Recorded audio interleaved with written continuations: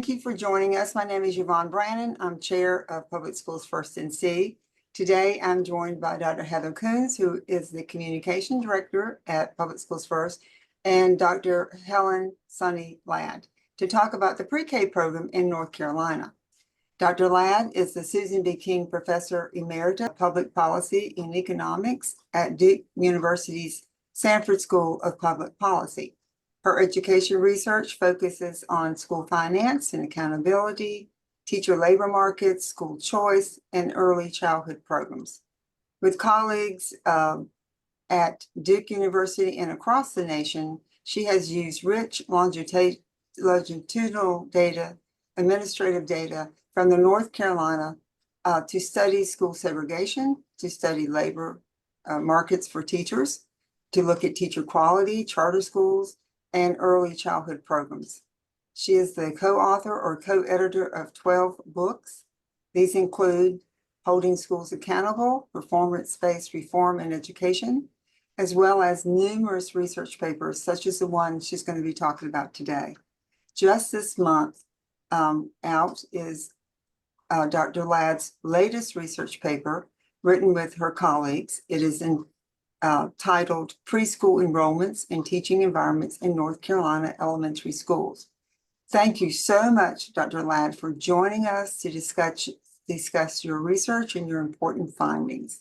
So I'm going to turn it over to Heather, who's going to ask you some things about your research paper. Before we jump in, I just want to say thank you also for joining us today. I found that your article so interesting, fascinating, and so timely for our state and the nation right now. It's just so important. But it really focuses on North Carolina pre-K. And so for people not familiar with how North Carolina pre-K works, and can you briefly describe the program and the factors contributing to its national recognition? Yes, I'd be happy to do that. North Carolina pre-K, which is a program for 4-year-olds, was started, but under a different name, by Governor Easley in 2001. At the time, that was an addition to the Smart Start program, which serves children 0 to 3-year-olds, which had previously been started by Governor Hunt. Now, pre-K, the program that started in 2001, was initially called More at 4 because it was for 4-year-olds and was operated by the North Carolina Department of Public Instruction. But in 2010, the name of the program was changed to North Carolina NC Pre-K, and the program was moved to be operated by the Department of Health and Human Services. This program provides funding for slots for at-risk 4-year-olds in high-quality classroom-based settings. Now, eligible children are primarily those from low-income households or those with other disabilities or chronic health conditions. And then the slots are funded in a variety of settings, including in public schools, private, nonprofit, and for-profit centers, and Head Start settings, but provided those settings are offering high-quality pre-K education. Now, quality of the programs is defined in terms of a number of structural characteristics, such as class size, teacher credentials, and various other qualities. But this emphasis or attention to high-quality programs is central to North Carolina's program. Note that when you're funding slots rather than the program itself, that children in those same programs who are not in a funded slot, perhaps because they're not economically disadvantaged or they just don't have one of the funded slots, they also benefit from the fact that those programs are high quality in order to participate in the program. So in a number of previous studies, I and a whole group of researchers over time have co-authored a number of what we would refer to as quasi-experimental studies designed to examine how the state's pre-K program affects outcomes for children as they proceed through school. And the first study was one that I, with two colleagues, did in 2014, and we've done about 8 studies since then. There's little debate nationally about the fact that children exposed to high-quality pre-K are better prepared for kindergarten than they otherwise would be. But the question that a lot of researchers have pursued is whether those, and some have disagreed about, is whether those effects persist over time as the children get older and proceed through school. And what I and my various colleagues have been looking at over time is that trying to answer that question. The children continue to benefit as they proceed through school. So in our first study, the one back in 2014, for example, we used detailed student level data over time to conclude that the North Carolina pre-K program increased student achievement for children in 3rd grade. So in that first study, we were looking at children through 3rd grade. But then in subsequent studies, and we had more years in these subsequent studies, we could look at the effects through 8th grade. So, we had studies looking at the effects on 6th graders and 8th graders. And we also documented reductions in assignment to special education. So all of that research that I and a number of colleagues at Duke have done over a period of time shows that children do benefit from the program. Now, in those studies, our main explanatory variable was the number of pre-K slots funded in the county in which a child lived when the child was 4. So funding is for slots for disadvantaged 4-year-olds. And we were following kids through, not all of whom had experienced the pre-K program. But this new study that we just put out, which was recently published in the Journal of Children and Youth Services. And by the way, my co-authors for this study are Clara Mushkin, a longtime colleague of mine at Duke, and Maria Sobal, who's a PhD student in California. But this new study looks at a slightly different question. It looks at one of the mechanisms through which the North Carolina preschool provides benefits to children, both those who were funded and enrolled in a pre-K program and others as well.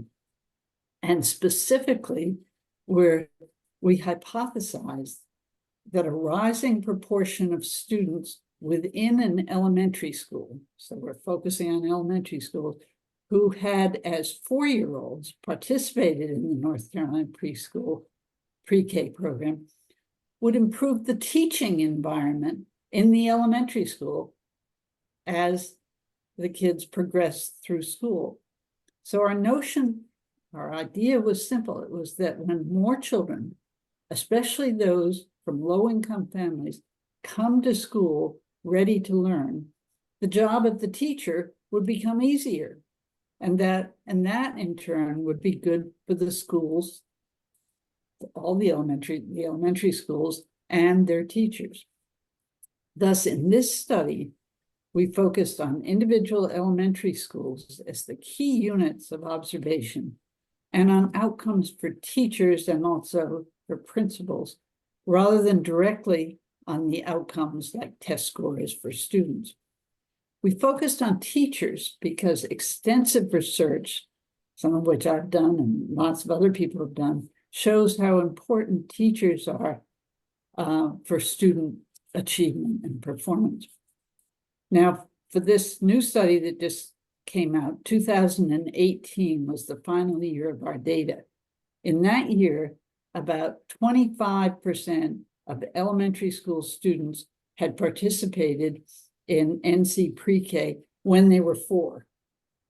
And a slightly higher percent, about 30%, of children who were economically disadvantaged had participated. So using survey results from the states, North Carolina's biennial survey of teachers, we found that a rising proportion of children who had enrolled in North Carolina preschool when they were 4 years old and now are proceeding through the elementary school in a school was associated first with improved perceptions of or improvements in the teacher's own perceptions of their teaching environment. For example, as the percentage of students in the school who had earlier had access to North Carolina pre-K, as that percentage increases, the teachers ended up being more satisfied. They said they had more time for the basic job of teaching and for collaborating. They felt safer, and they felt they had more support from school leaders.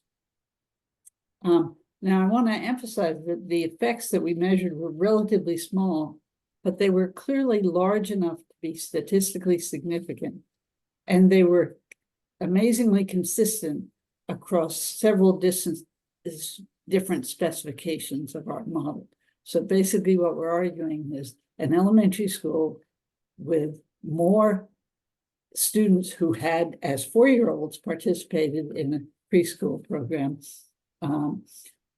make the teaching environment more favorable for teachers.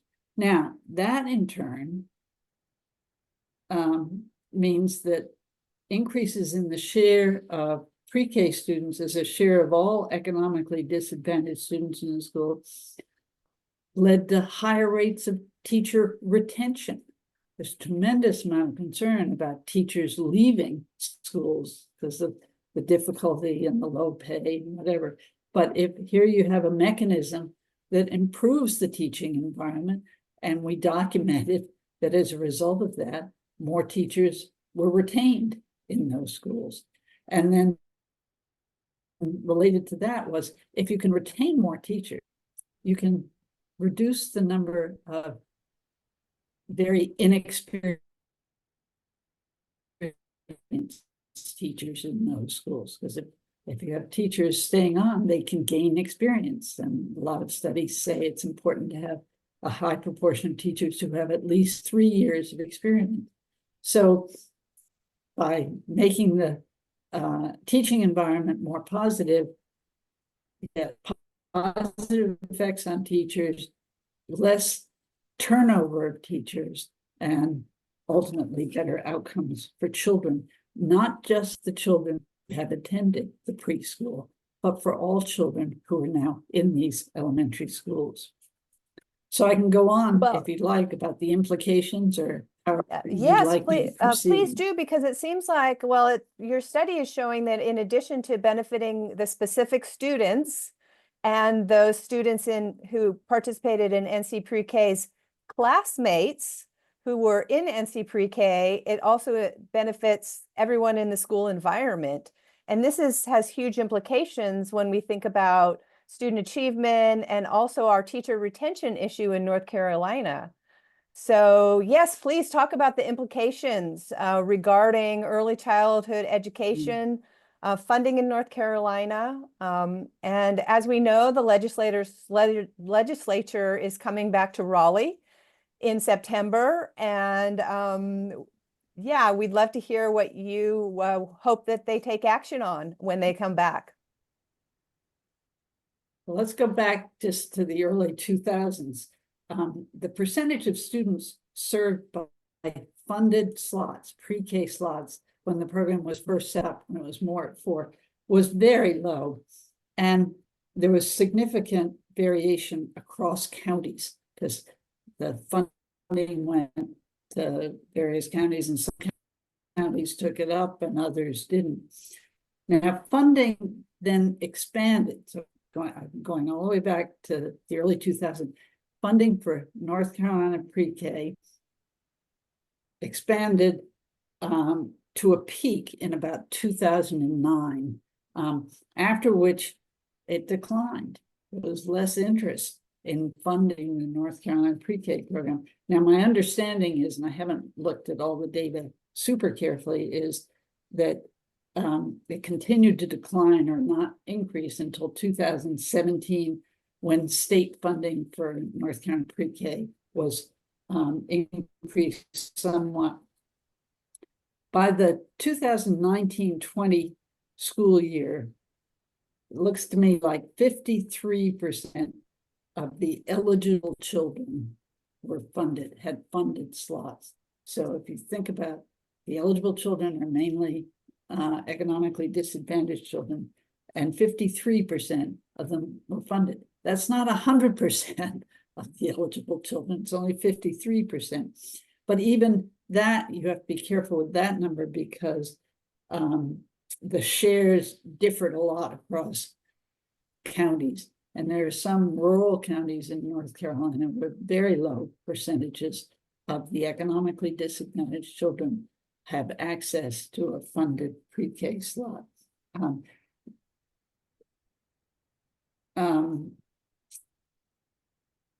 My understanding is there's current, but you all may know more about this than I do, that the current goal of no-key pre-K funding is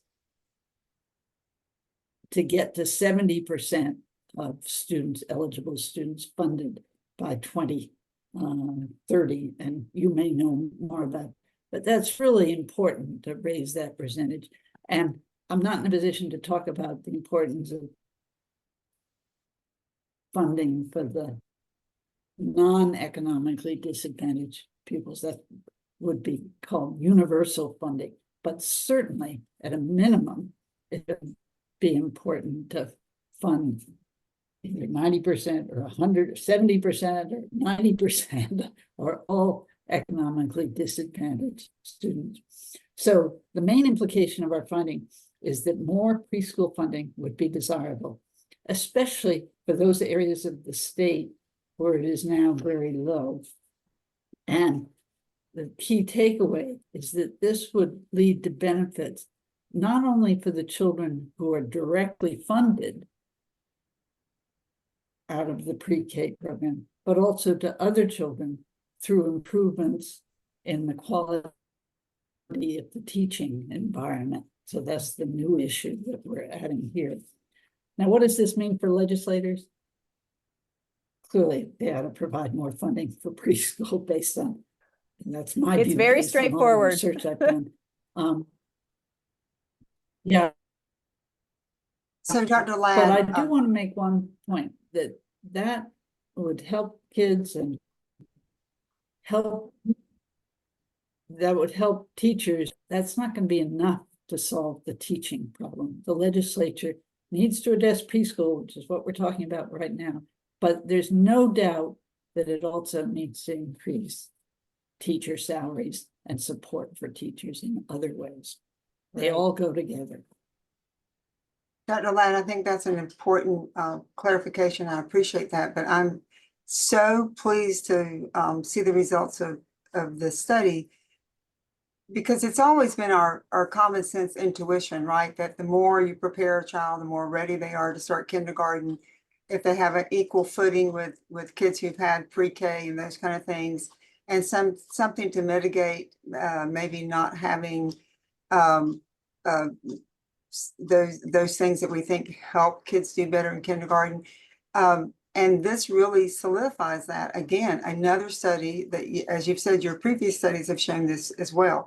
But I like the way that you went about this and looking at the impact in the classroom and on the teaching profession. Many of us probably remember that some years ago, the General Assembly cut out the teacher assistants and reduced them significantly. They used to be in every single grade in the elementary grades, and then now third grade kids often have very little access to teacher assistants, or they share them across other classrooms. So what happens in that classroom with that teacher and having a lot of kids that are not on grade level for reading and those kind of things is stressful.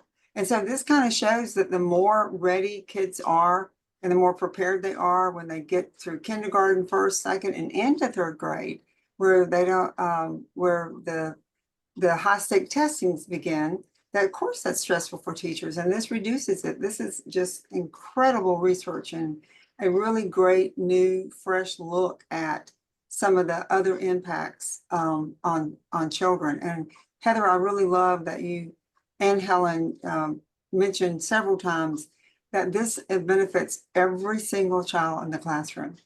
It's something that we need to think about. And Helen, what we have been pushing for at Public Schools First is that we should always fund every single income eligible child, that there should not be a waiting list. And we've been pushing this for almost, over a decade. And so this research, I hope, will encourage legislators to really consider the impact they could be having by at least funding that. And we would say 100%. We want 100% of children who are income eligible to be able to access pre-K services. And of course, many states have implemented universal pre-K, where every child who's 4-year-old or older can enroll in a state-funded pre-K program. Those states are showing great success. And so we're going to be encouraging folks to look at both possibilities. One is certainly funding that waiting list. And the other is it time for North Carolina to have a universal pre-K program that is state funded? North Carolina was one of the first states in the country, the nation, to start a universal kindergarten program. And it's been wildly successful, right? And now almost everybody knows that their child needs an opportunity to go to kindergarten. It's not even questioned. And so the opportunity to have a universal pre-K program in North Carolina is something that we support, and we are always looking for data that supports, is this cost effective for states to do? And it seems like your research with your colleagues would say, yes, it is. Well, certainly to deal with the economically disadvantaged kids. And I would just end by saying, this is the first paper that I know of that's looked at the issue the way we looked at it. And I would encourage other researchers and policymakers to think through, continue this line of attack. How are schools, the whole elementary school environment, affected by having more kids who had access to high quality preschool when they were Well, just Helen, entering that's a school? great way to end this conversation, because I do believe that the community at large, our public, our taxpayers, our public education supporters, I think they do depend on and like to see research data that connects our thoughts, what we think is happening, with reality, with what the real data is showing. So I hope that a lot of people will take up your challenge here, and I think it's an exciting way to think about not just what's happening to a child, but what's happening to a classroom, what's happening to a teacher, and what's happening to the entire school environment. That's very fascinating and a very important addition to the research that's being done on our youngest kids, our youngest learners. The power of this program for pre-K is been shown for decades now to be very powerful. And I'm hoping that elected officials, parents, public policy people, grandparents like me, that everyone will look at this as an opportunity to say, it might be time for us to do better at how we're funding pre-K in North Carolina, because it's making North Carolina's students better. And that's really our goal, right? To make sure that kids have a high quality public education that prepares them for life and career. So thank you, Dr. Helen Sunny Ladd. We appreciate you, and thank you for all the decades of your adding into such important issues as looking at our teachers and how we need to hire them and train them and be supportive of them, and looking at early childhood issues. You You're a treasure for North Carolina. Thank you for sharing your time with us today. Well, thank you for inviting me. I appreciate it.